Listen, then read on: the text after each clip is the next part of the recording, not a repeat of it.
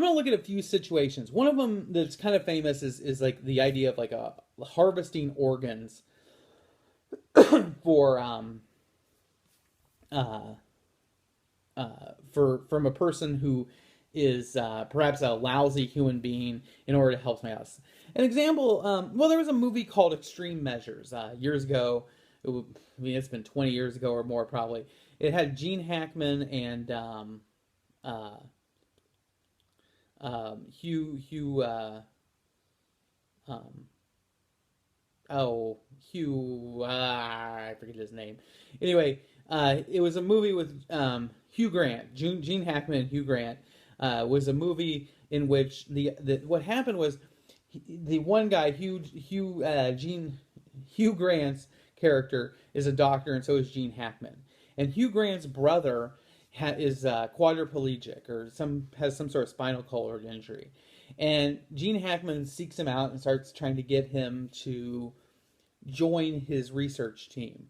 And what he is doing is he is taking homeless people off the street and he's severing their backs, their spines, and he is then trying to see if he can regenerate the spine through experiments. And he has them all in a secret lab in the basement where he's doing these experiments on humans.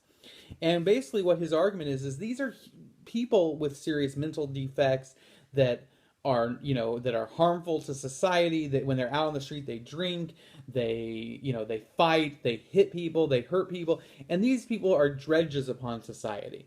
And so what happens is he is doing this in order to see what, if there's a way that he can use these people for the benefit of others. Now what happens is an act utilitarian analysis might say, if I take this person and I use them as a live guinea pig in my experiment on spinal cord injuries, and I'm able to create a medication or a treatment that will cure spinal cord injuries, is that worth it? And I think a lot of us would say, yeah, that would definitely be something that one life given up for that would probably be worth it. Absolutely, no question about it. I mean, I'm not even, some of you are going, no, absolutely not, but that's more of a Kantian approach. From a utilitarian approach, you have to probably say one life to save many people from spinal cord injuries, absolutely worth it.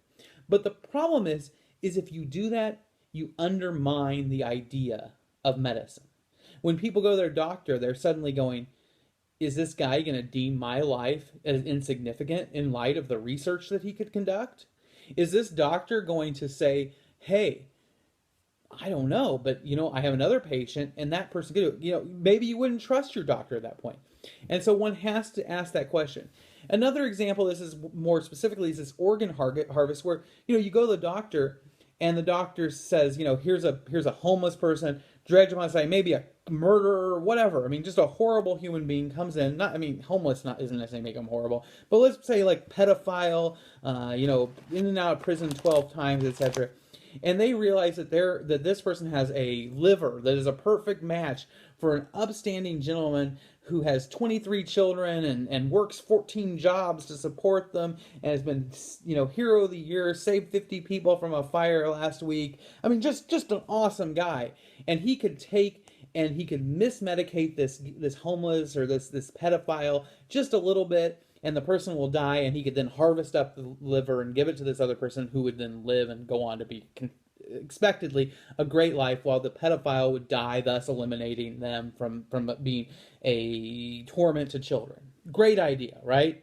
From an act utilitarian perspective, it is. But the problem is if you create a rule, which is that if a doctor deems a patient to be somehow a dredge upon society and another patient could benefit from their organs, they are okay to kill them or to experiment on them.